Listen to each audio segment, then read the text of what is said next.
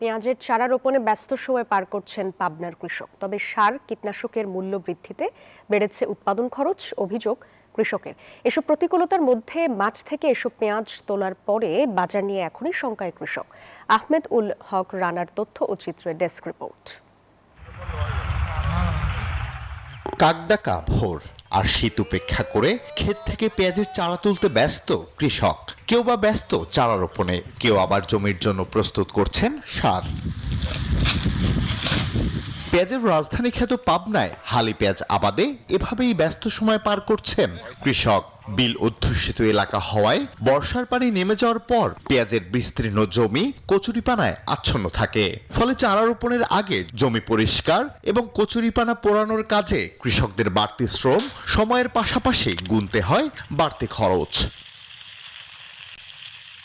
বর্ষার পর জমি তৈরিতে কৃষি বিভাগের সহায়তা চান স্থানীয় চাষিরা।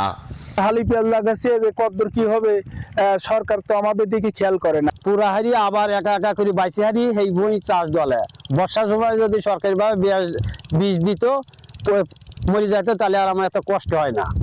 কৃষকের অভিযোগ, সার কীটনাশকের কৃত্রিম সংকটে ভোগান্তিতে পড়তে হয় তাদের। কিনতে হচ্ছে সরকার নির্ধারিত মূল্যের চেয়েও বেশি দামে। সার, বিষ এবং লেবারের এখন 900 টাকা লেবার। এই খরচ পোষাতে গেলে পেঁয়াজের দাম অবশ্যই 2000 টাকা রাখা উচিত। সরকার পক্ষের দিন যে সারগুলো দেয় এখন বর্তমানে ওগুলোতে হয় না। এত প্রতিকূলতার মধ্যেও পেঁয়াজ চাষ করে উত্তোলনের পরে বাজার মূল্য নিয়েও রয়েছে শঙ্কা।